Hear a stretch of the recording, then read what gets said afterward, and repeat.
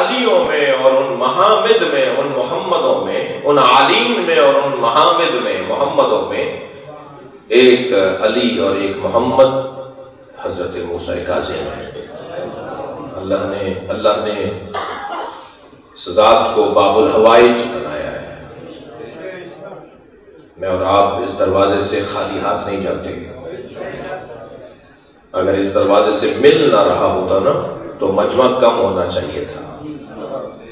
مجمع کا پڑھنا بتا رہا ہے کہ یہاں سے مل رہا ہے،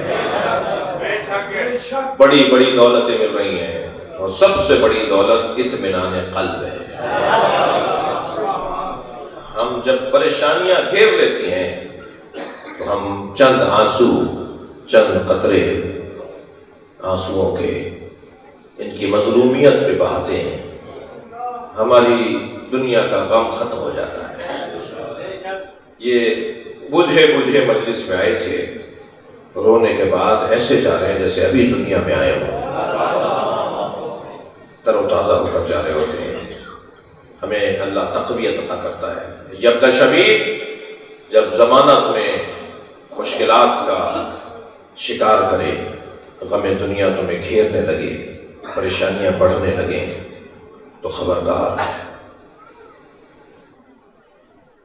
غم دنیا میں نہ رونا۔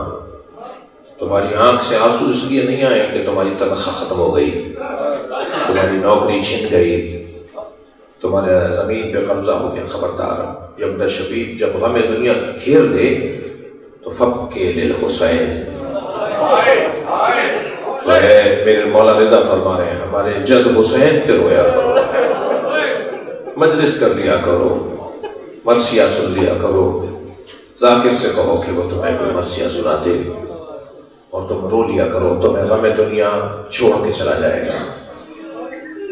چلیے عزادارو، کچھ دیر کے لیے کاظمین چلتے ہیں۔ کل پل بغداد پہ 10 لاکھ عزادار تھے، کل گزرے، اور پل بغداد پہ تابوت اٹھایا گیا تھا۔ وہ بہت دیر تک پل بغداد پہ رکھا گیا، جو بغداد میں اس وقت بغداد کا پل ہے نا، اس پہ 10 لاکھ لوگ پل کے اوپر موجود تھے۔ جو رپورٹیں دی گئی ہیں، جو گزارشیں سنائی گئی ہیں، جو سوشل میڈیا بتا رہا ہے، تو تابوت رکھ دیا گیا تھا اور وہاں پہ عزاداری ہوتی رہی۔ پھر وہ تابوت لے کر گئے امام موسیٰ کاظم کے مزار کی طرف۔ میں رونے والوں سے کہوں کہ کاش یہ 10 لاکھ نہیں 10 ہی ہوتے، تو امام تو امام موسیٰ کاظم کا لاشا مزدور اٹھا کے لانا تھا۔ اجر و کمال اللہ۔ جب آپ کی آنکھوں میں آنسو آئے نا تو اپنی حاجتوں کو بھی سوچئے، یہ جگہ دعائیں قبول ہونے کی جگہ ہے۔ جب رو لیں، مسائل مکمل ہو جائیں تو دعا بھی مانگی اپنے لیے مولا کی بارگاہ میں، باب الحوائج کی بارگاہ میں۔ عزادارو، پنجتن کے 5 جنازوں کا حال سنیں گے کیا ہوا ہے اس گھرانے کے ساتھ۔ پہلا جنازہ پیغمبر کا جنازہ ہے، 11 آدمی تھے جنازہ اٹھانے۔ ابھی رو رہے تھے نا، ہم ابھی رو رہے ہیں نا کہ امام موسیٰ کاظم کا جنازہ مزدوروں نے اٹھایا، تو نبی کا جنازہ کس نے اٹھایا؟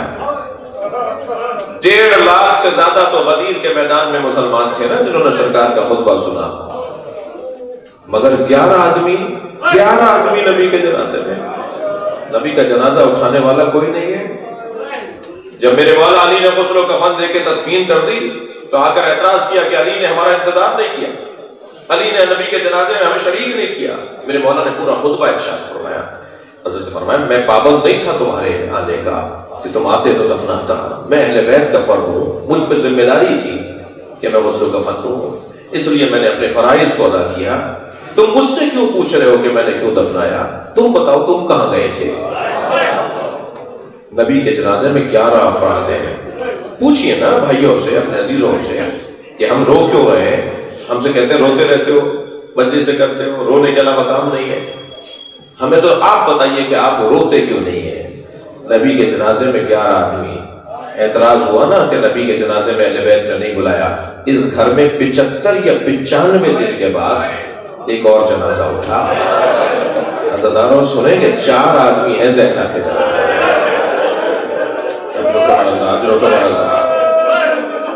جناب سیدہ کے جنازے میں 4 آدمی ہیں۔ پھر امت کو اعتراض ہوا، رات کی تاریکی میں مولا نے بیوی کا جنازہ اٹھایا۔ پھر امت کو اعتراض ہوا کہ اہل بیت نے ہمیں اپنے گھر کے جنازے میں نہیں بلایا، تو اس گھر میں تیسرا جنازہ مولا علی کا ہے۔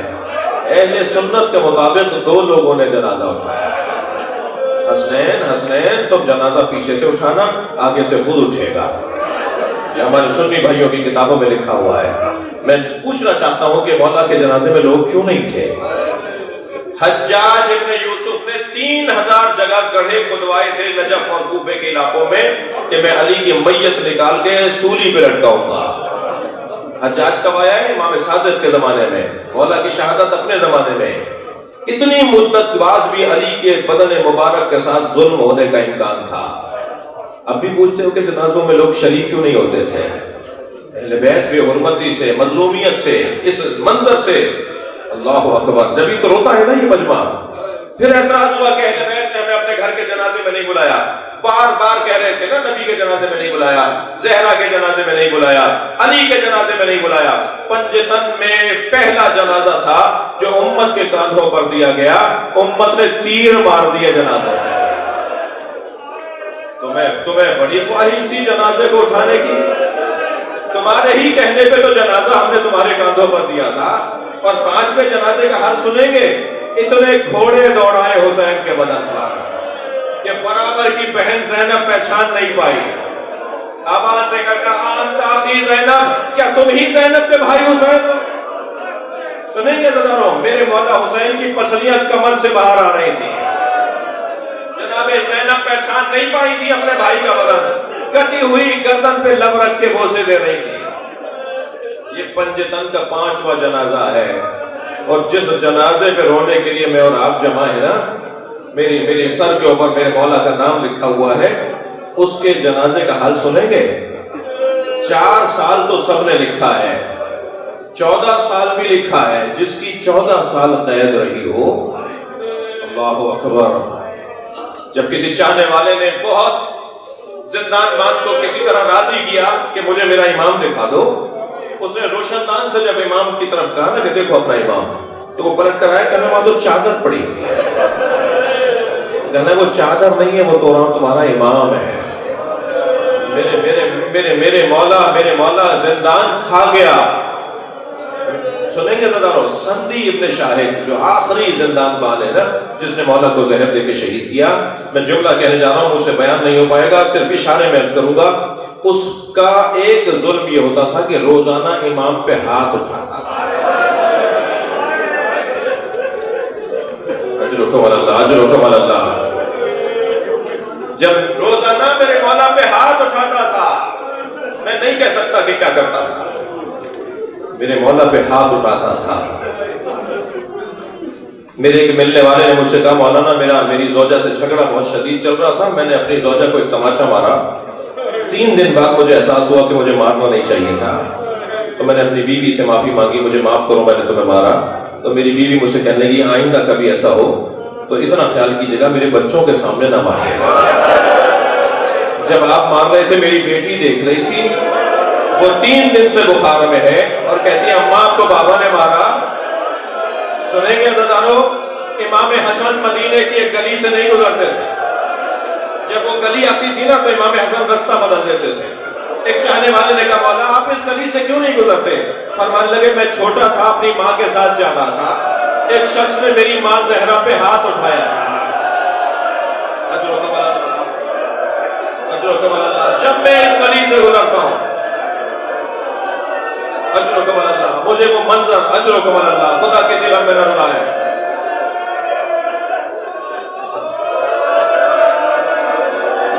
یہ سندی ابن شاہق امام کاظم پہ ہاتھ اٹھاتا تھا، جس کی 27 بیٹیاں ہوں، جس کے 20 سے زیادہ بیٹے ہوں۔